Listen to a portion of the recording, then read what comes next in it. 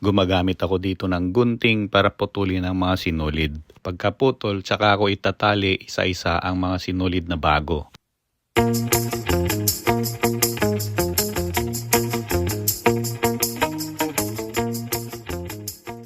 Kung titignan, parang napakadali lang. 114 bawat isang makina ang papalitan dito. Medyo mabigat din yung sinulid, kaya sumasakit ang braso na tagahawak dito.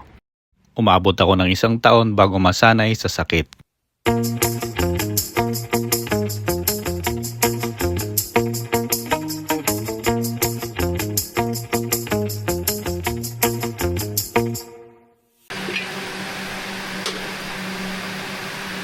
$15 to 20 minutes ko ito natatapos lahat palitan. Depende sa takbo ng ibang mga makina.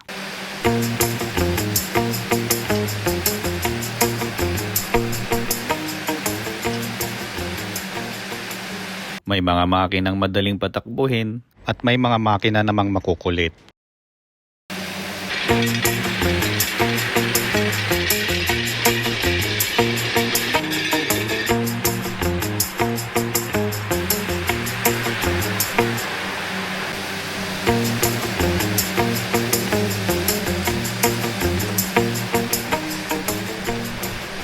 Bago namin putulin ang tela, sinisilip muna namin kung may problema.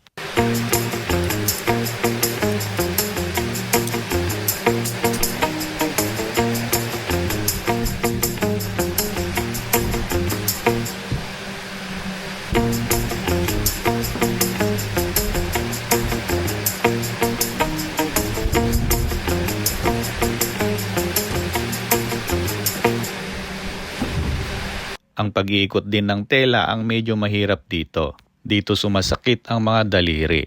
Dahil kailangan dito ng mahigpit na paglamas, paghawak.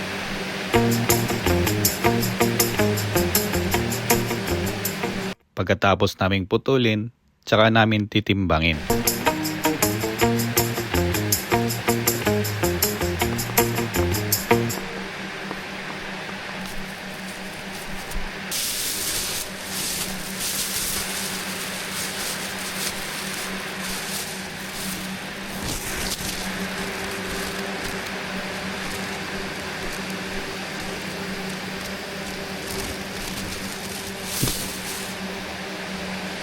Ganito ang Daimaro.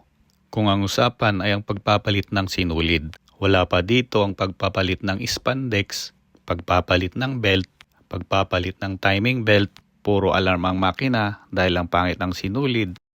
Ang sabi nila napakaganda ang trabahong ito. Ang hindi nila alam, sobrang gaan.